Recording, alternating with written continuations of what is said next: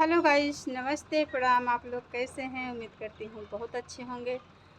तो आई सुनी जा, हम आप सबके लिए बहुत प्यारा सा कजरी सॉन्ग लेके आई हूँ। और कैसन लगी तो आप लोग ज़रूर कमेंट में बताइए। और बहुत ही प्यारा है। और आप लोग को कैसा लगेगा तो आप लोग ज़रूर कमेंट में बताइए। सखिया आकाश में जहाज घहनात बाजिया घबरात बाना।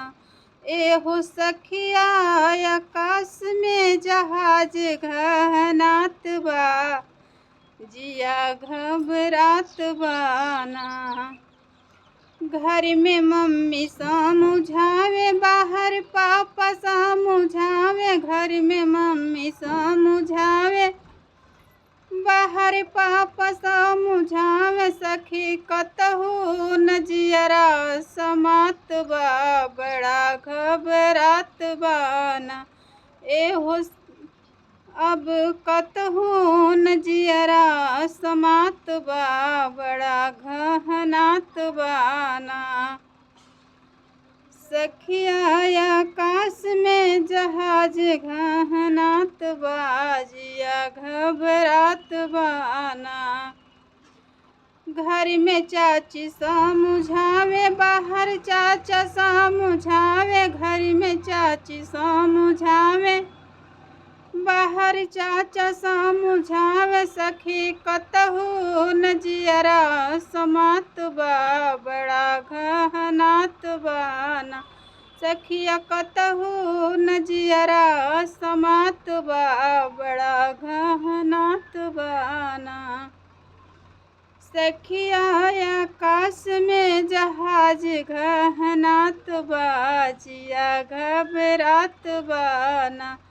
एहो सखिया आकाश में जहाज घहनात बा जिया घबरात बाना।